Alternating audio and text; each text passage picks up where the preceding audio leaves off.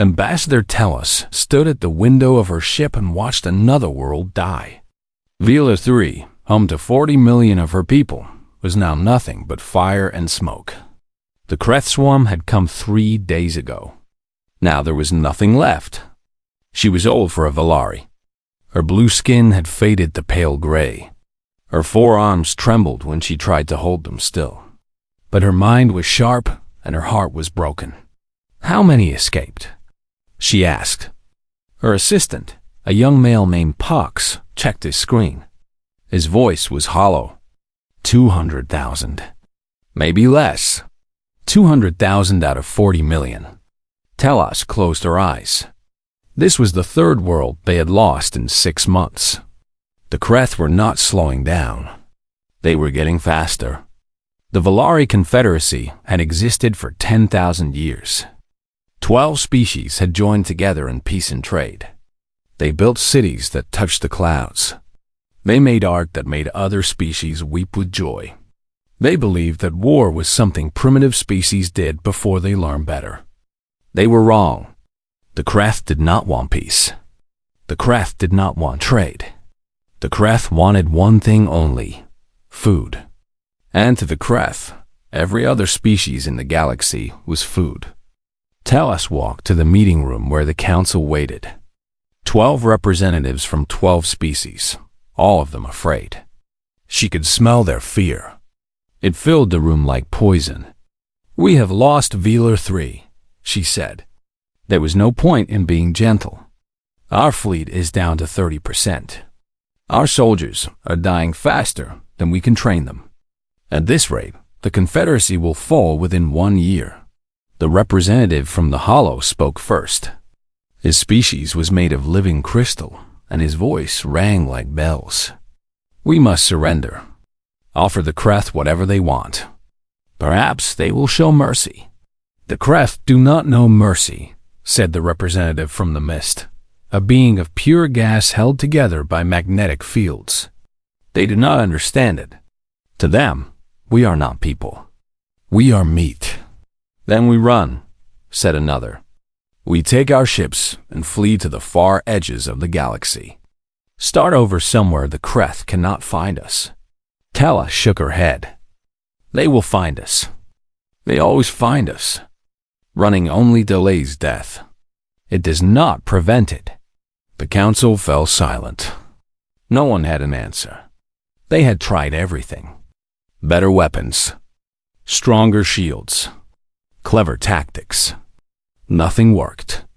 The Kreth were too many, too hungry, too relentless. Then Tellus thought of the beacon. It was an old thing, older than the Confederacy itself. The species that made it had died long ago, killed by something even they could not name. Before they died, they built the beacon and left a message. "When all hope is lost, activate this. Help will come." No one knew who would answer. No one knew what kind of help would arrive. For 10,000 years, the beacon had sat in a museum, a curiosity from a dead age. "There is one option we have not tried," Tellus said slowly. She told them about the beacon. Most of the council laughed. Some were angry. It was foolish, they said. Dangerous. They would be calling unknown forces into their space. What if the answer was worse than the Kreth? But Tellus asked them a simple question. What do we have to lose? No one could answer. 3 days later, Tellus stood in a museum, looking at the beacon. It was small, no bigger than her hand. It looked like a stone with lights inside it. The lights had been dark for 10,000 years. "Are you sure about this?" Pox asked. "No," Tellus said honestly. "But I am sure about what happens if we do nothing. I would rather take a chance on the unknown than accept certain death." She pressed a button. The beacon hummed. The lights inside it turned from dark to bright gold. Then, with no warning, it shot a beam of energy straight up, through the ceiling, through the ship, through the atmosphere, and into space. The beam was so bright that ships 1,000 light years away could see it. The message was simple. It repeated in every language the old species had known, and in some they had not. It said, "We need warriors. We will pay any price. Please help us." Then the beacon went dark again, its purpose complete. Tellus waited. 1 day, 2 days, a week. Nothing happened. The council told her she had wasted their time. The Kreth took another world. Hope began to fade. Then, on the 10th day, something answered. It came from a small yellow star in a forgotten corner of the galaxy. The star had 8 planets, and the 3rd planet was listed in old records as a Class 12 Deathworld. No sane species would ever go there. The gravity was crushing. The weather was violent. The native life was designed to kill. The planet was called Earth, and from Earth, a single message came back. It was short. It was simple. It carried no demands, no questions, no negotiations. It said, "We are coming." Tellus did not know whether to feel hope or terror. She had called for help, and something had answered. But as she read the old records about Earth and the creatures that lived there, she began to wonder if she had made a terrible mistake. The humans were coming, and nothing in the galaxy would ever be the same. The human ship came out of hyperspace like a bullet from a gun. Ambassador Tellus watched from the observation deck of Station Prime, the largest space station in the Confederacy. Around her stood 50 soldiers. The best of Valari had left. They were there to greet the humans, but also to protect Tellus if something went wrong. "By the ancient stars," Pox whispered. "Look at their ship." Tellus looked. The human vessel was ugly. There was no other word for it. Where Valari ships were smooth and beautiful, this thing was rough and sharp. It was covered in armor plates and weapons. Radiation leaked from its engines, the kind of radiation that would kill a Valari in minutes. The ship's name was painted on the side in human letters. Tellus had learned to read them. The name was the Soul Hammer. "They are requesting permission to dock," a station officer reported. His voice was shaking. "Granted," Tellus said. The ship connected to the station with a heavy clang. Tellus could hear the humans moving inside, their footsteps loud and solid. Then the airlock opened, and for the first time in her long life, Tellus saw a human with her own eyes. She had studied the records. She knew what humans looked like, but the records did not prepare her for the reality. The first human through the door was a female. She was shorter than Tellus, but somehow seemed larger. She wore armor that looked like it had been through 100 battles. Her hair was black and cut short. Her eyes were dark and moved constantly, watching everything, missing nothing. Behind her came 4 more humans. A tall male with a long weapon on his back. A female with scars covering half her face and a smile that did not match the scars. A young male who moved like water, smooth and dangerous. And another female who carried a bag of medical supplies and also, Tellus noticed, 3 different weapons. "I am Commander Park Ji-woo," the first human said. Her voice was calm and steady. "These are my soldiers. Lieutenant Kim Do-yeon, Sergeant Lee Yuna, Corporal Choi Min-ho, and our medic Han Soo-jin." Tellus stepped forward. Her soldiers moved with her, still nervous.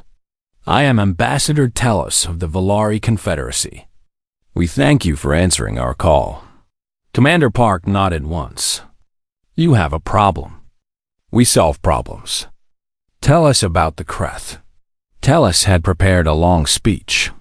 She had practiced it for days. But something about the human commander made her forget all the pretty words. Instead, she simply told the truth. The Kreth are a swarm species. They have one queen who controls millions of drones. The drones have no thoughts of their own. They exist only to serve the queen, and the queen exists only to feed. Feed on what? Lieutenant Kim asked. His voice was soft, almost gentle. But his eyes were not gentle at all. "On us," Tellus said. "On any species they find. They do not just kill us. They harvest us. Take our bodies apart while we are still alive. Use our flesh to grow more drones." She waited for the humans to react, to show fear or disgust. Instead, they simply looked at each other and nodded, as if this was normal information. "How many drones does the Queen have?" Commander Park asked. "Millions. Perhaps billions across all their conquered space. On the world we need to save, Vela Prime, there are approximately 3 million drones and one lesser queen. What forces can you give us?" Tellus felt shame rise in her chest. "We have 10,000 soldiers available. But I must be honest with you. Our soldiers are not like yours. They were trained for peacekeeping, not war. Against the Kreth, they die very quickly." Commander Park was quiet for a moment. Then she asked the question Tellus had been dreading. "How many soldiers did you bring with you? How many humans answered the call?" Tellus looked at the 5 humans standing before her. "Surely there are more on your ship. More transports coming behind you?" "No," Commander Park said simply. "We are the response team. 5 soldiers. That is all." The station went silent. Every Velari in the room stared at the humans with shock. 5 soldiers? Against 3 million Kreth drones? It was not just impossible. It was insane. "This is a joke," one of the Velari soldiers said. "They are mocking us." But Tellus looked at Commander Park's face and saw no humor there. No mockery. Only patience and something else. Something that looked almost like hunger. "You truly believe 5 of you can make a difference against the Kreth?" Tellus asked carefully. Commander Park smiled. It was not a warm smile. It was the smile of a predator. "Ambassador, I understand your doubt. You have never seen humans fight. You do not know what we are." She stepped closer, and Tellus had to stop herself from stepping back. "We come from a world where everything tries to kill us. The animals, the weather, the plants, even the water is full of things that want to eat us. We have been fighting since before we could walk." She gestured to her team. Dohyun once shot a target from 8 kilometers away in a storm. Yuna has survived explosions that should have killed her 3 times. Minho has killed enemies with his bare hands. Sujin has performed surgery while being shot at. Commander Park's dark eyes met Tellus's. "We are not like other species, Ambassador. We did not evolve to be peaceful. We evolved to survive. And on Earth, survival means being the most dangerous thing in the room." She turned toward the airlock. "Now, show us to your war room. We have a planet to save and a queen to kill." Tellus watched the humans walk away. Her hearts were beating fast. She still did not know if calling them was smart or foolish. But for the first time in months, she felt something she had almost forgotten. Hope. The soul hammer fell toward Vela Prime like a stone dropped into water. Inside the ship, Tellus held on to her seat with all 4 arms. The ship was shaking so hard that her teeth hurt.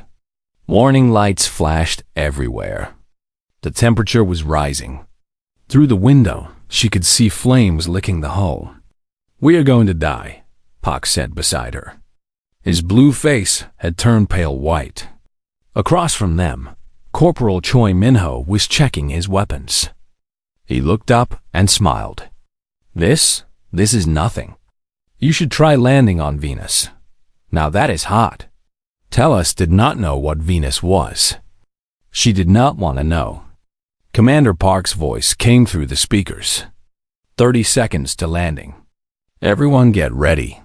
The ship hit the ground hard. Tellus felt her bones rattle. But before she could even catch her breath, the door was opening and the humans were moving.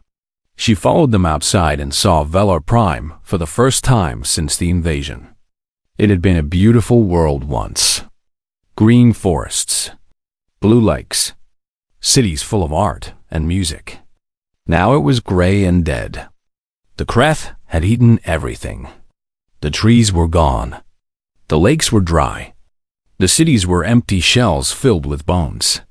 60 million people lived here, Tellus said quietly. We do not know how many are still alive.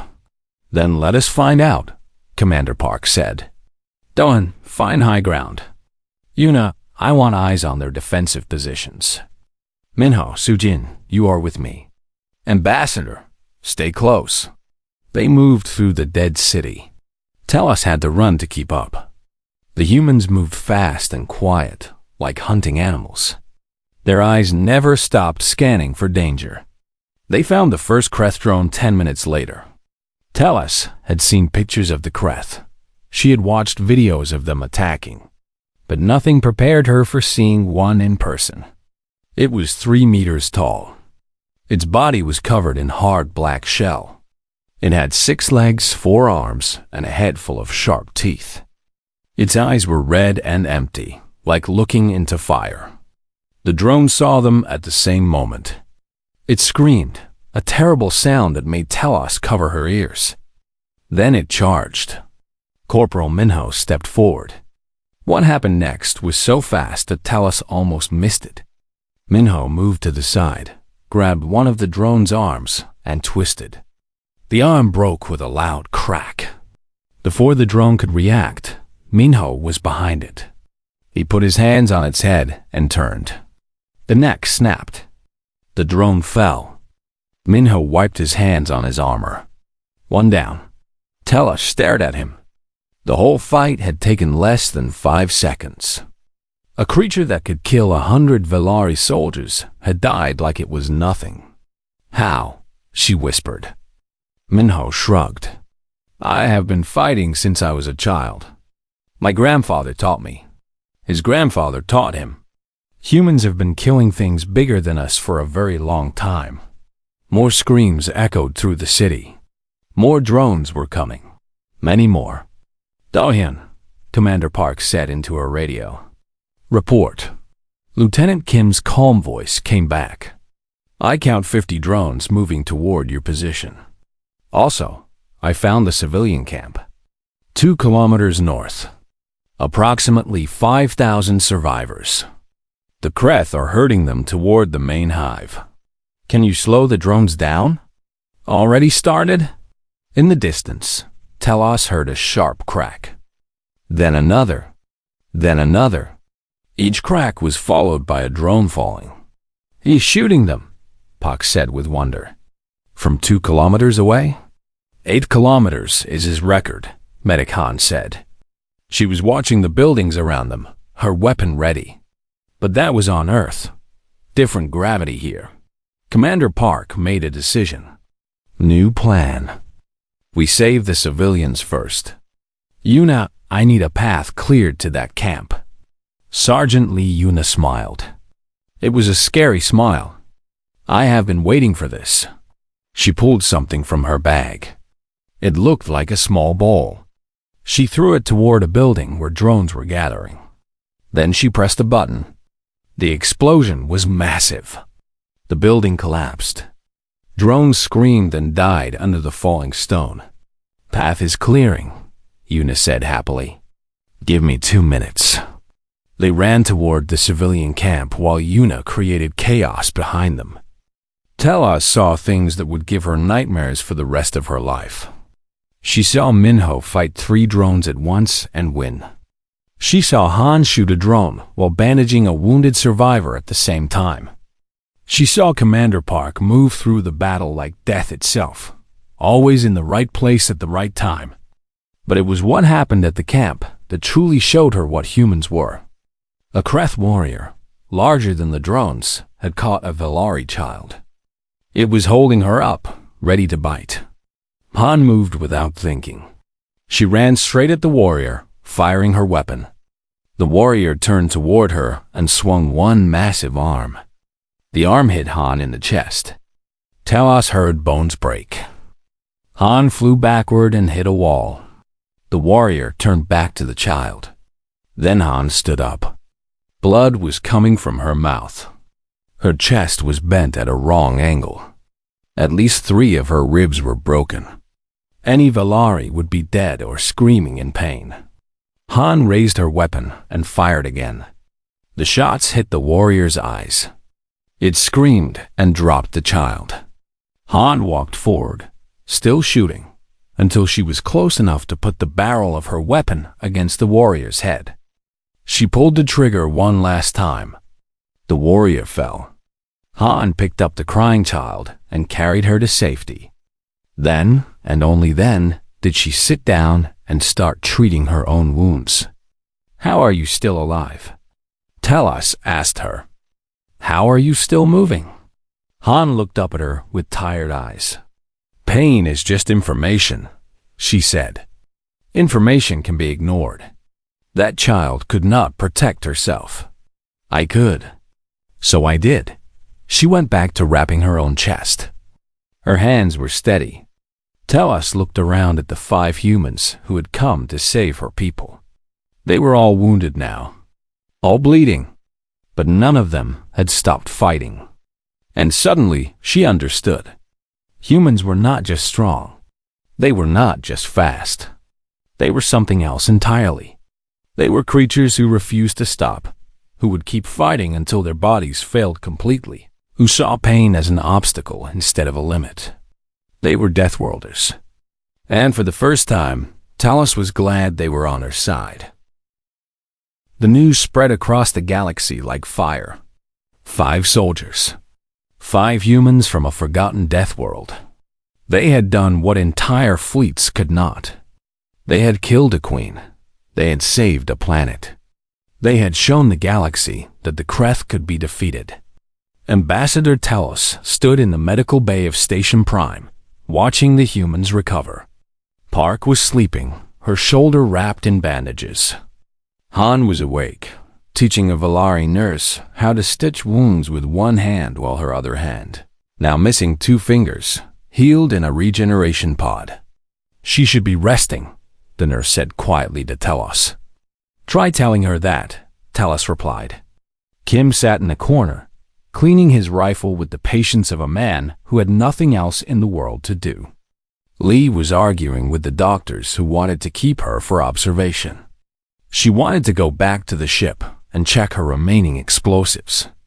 Choi was in the hallway, teaching Valari children a human game that involved clapping hands in patterns. These were the people who had saved her world. Not gods, not super soldiers. Just 5 tired, wounded, stubborn humans who refused to accept that something was impossible. The door opened and General Voss walked in. He looked uncomfortable. Behind him came the entire Confederacy Council, all 12 representatives. "Ambassador," Voss said stiffly, "the Council wishes to speak with the humans." Park opened her eyes. She was awake. Perhaps she had been awake the whole time. "Then let them speak." The council gathered around her bed. The hollow representative spoke first. "Commander Park, on behalf of the Valari Confederacy, we wish to thank you. We also wish to offer you a reward. Whatever you want. Territory, resources, political power. Name your price." Park sat up slowly. Han moved to help her, but Park waved her away. "I do not want territory. I do not want resources. And I definitely do not want political power. Then what do you want?" Park looked at her team. They nodded at her. "An alliance," she said. "A permanent partnership between Earth and the Confederacy. We protect you. You share knowledge with us. Together, we hunt down the rest of the Kreth and make sure no one else ever suffers like Viller Prime." The council members looked at each other. This was not what they expected. They had been prepared to give away fortunes. Instead, the humans wanted friendship. "Why?" Talos asked softly. "You could take so much more. We saw what you can do. We could not stop you if you wanted to conquer us." Park laughed. It was a real laugh, warm and tired. Is that what you think humans want? To conquer? She shook her head. Ambassador, our planet tried to kill us every day for millions of years. The weather wanted to freeze us or burn us. The animals wanted to eat us. The diseases wanted to destroy us from inside. We fought every single day just to survive. She paused, collecting her thoughts. That taught us something. Life is precious. Every life. Because we know how easily it can be taken away. We do not fight because we like war. We fight because there are always people who cannot fight for themselves. She gestured to Han, who smiled despite her missing fingers. To Kim, who watched silently. To Lee, who had stopped arguing with doctors to listen. To Choi, who had come in from the hallway with a Valari child still holding his hand. On Earth, we have a word. Family. It does not just mean blood relatives. It means anyone you choose to protect. Anyone you would die for. Park looked at Telos directly. When you sent that signal, when you asked for help, you became family. And we take care of our family. The room was silent. Then the Valari child holding Choi's hand spoke up. Does that mean you will stay? Choi knelt down to her level. It means we will always come when you need us. And we will teach you to be strong, so one day you can protect others too.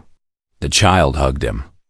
Choi, the man who had killed 100 drones with his bare hands, hugged her back with perfect gentleness. Telos felt tears running down her face. She did not bother to wipe them away.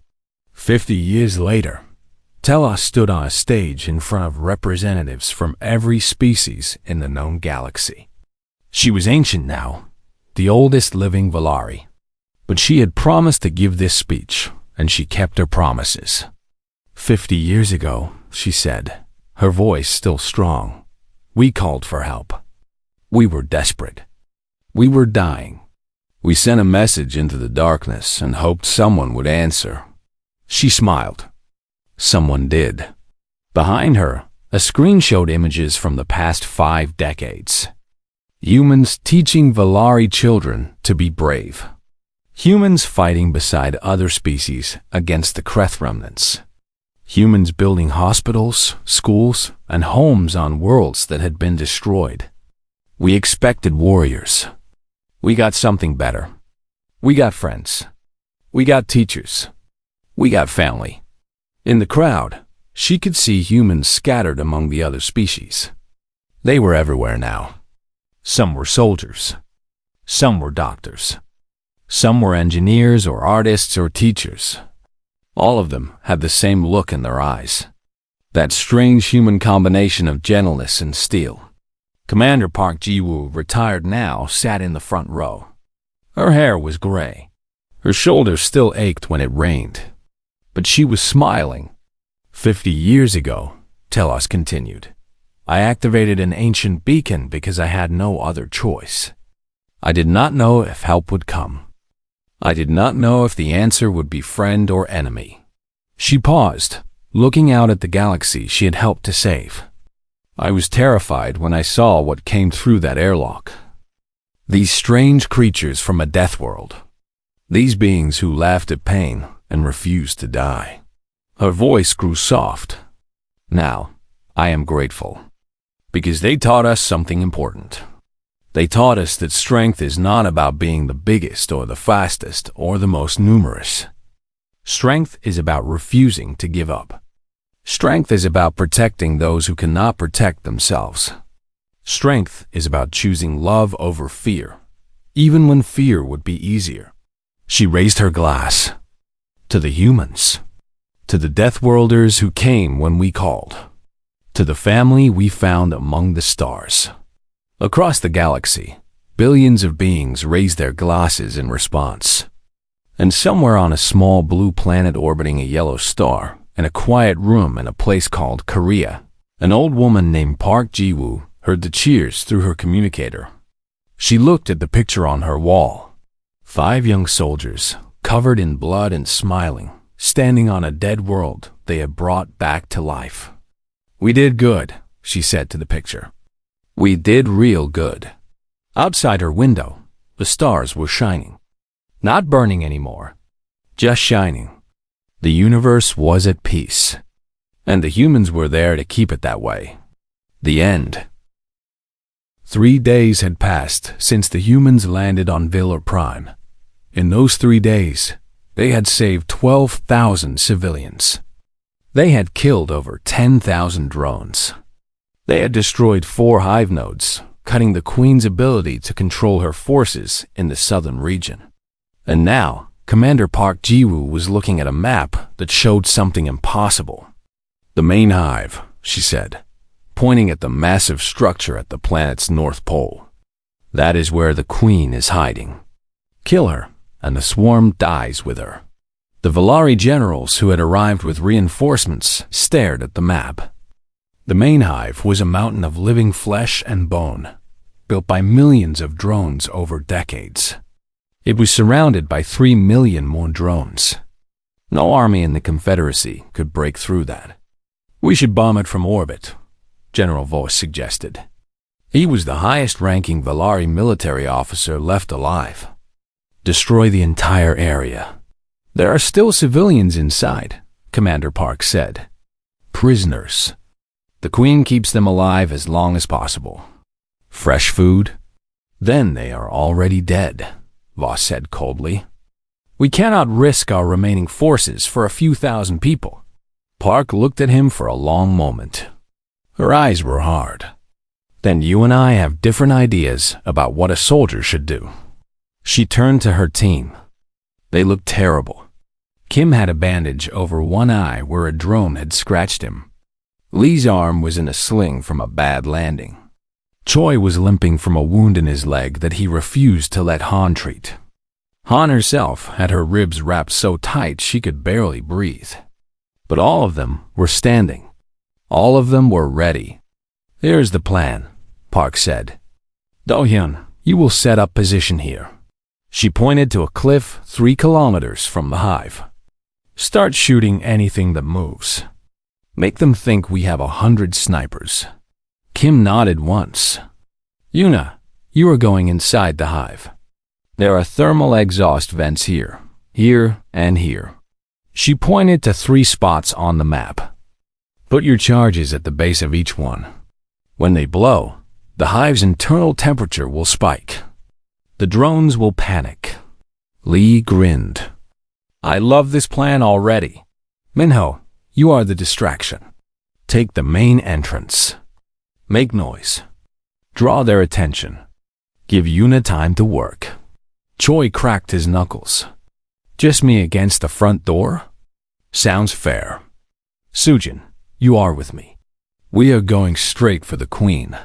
Han checked her weapons and her medical bag. Ready. General Voss stepped forward. This is madness. Even if you somehow reach the Queen, she is the size of a building. She has guards. She has weapons built into her body. 2 of you cannot kill her. Park smiled. It was not a nice smile. Watch us. The attack began at dawn. Kim fired his first shot from 3 kilometers away. The bullet traveled for 2 seconds before it hit a Kreth commander in the head. Before the body hit the ground, Kim fired again. And again. And again. The Kreth at the front of the hive went crazy. They thought a whole army was attacking. Thousands of drones rushed toward Kim's position, trying to find the snipers. While they were distracted, Yuna slipped into the exhaust vents. The tunnels were hot and full of toxic gas. Any Valari would have died in seconds. Yuna just held her breath and moved faster. At the main entrance, Minho announced his arrival by throwing a grenade into a group of drones. Then he walked through the smoke, singing an old Korean war song, his knife in one hand and his gun in the other. Come on, he shouted at the swarm. Is this all you have? The drones came in waves. Minho killed them in waves. He was covered in their blood. His knife broke, so he picked up a drone's arm and used that instead. His gun ran out of bullets, so he beat them to death with his hands. 10 minutes passed. 20. The drones kept coming. Minho kept killing. Deep inside the hive, Park and Han reached the Queen's chamber. The Queen was waiting for them. She was massive. Her body filled the entire chamber, a mountain of flesh and chitin and teeth. Thousands of eyes looked at the two small humans who had dared to enter her home. Two of you? The Queen spoke through the dead mouths of her victims, a chorus of stolen voices. I am millions. You are nothing. Park drew her blade. It was a simple thing, made of steel from Earth. Your millions are dying outside. Your hive is about to burn. And in about 30 seconds, you will be dead. Impossible, the Queen laughed with 100 voices. I have lived for 10,000 years. I have eaten worlds. What are you? Park looked at Han. Han looked back.